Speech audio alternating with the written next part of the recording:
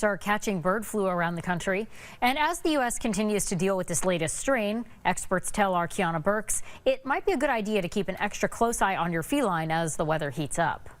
Recent reports from states across the country, including Wyoming and Nebraska, say they found domestic cats infected with avian flu. Bird flu viruses mainly infect wild migratory water birds like geese and ducks, as well as domestic poultry like chickens. But the CDC says bird flu can lead to serious illness and even death in cats that come in contact with sick or dead birds. Since some cats spend a lot of time outside interacting with and eating birds, veterinarians say they have increased chances for exposure. They are hunters, and so when they can hunt, that's a normal activity for them. If your cat goes outside, it likely is hunting. Despite the spread of the most recent strain of bird flu in our area, Vermont Fish and Wildlife says they haven't seen any data suggesting cat deaths from the virus, but they still recommend keeping cats indoors anyway. Even though the Fish and Wildlife Department says it might be best to keep your cats indoors, veterinarians say making the decision to do so might not be so simple. It's a very nuanced discussion, if you will. A lot of cats are a lot happier when they go outside,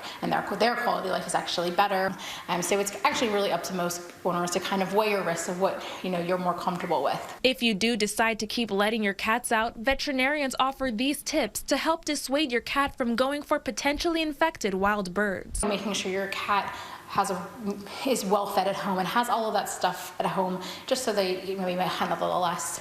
And the other thing is making sure you check your cat's fecal samples. So bring your stool samples to the vet every 6 months to make sure they're not getting parasites. And veterinarians say if you suspect your pet has been exposed to infected birds, you should watch for signs of illness and take them in as soon as you see the signs. If your cat's acting off or your kitten's acting off, definitely should be seen, because the longer you wait, the worse they can get and the sicker they can get. Reporting in Essex, Kiana Burks, Channel 3 News.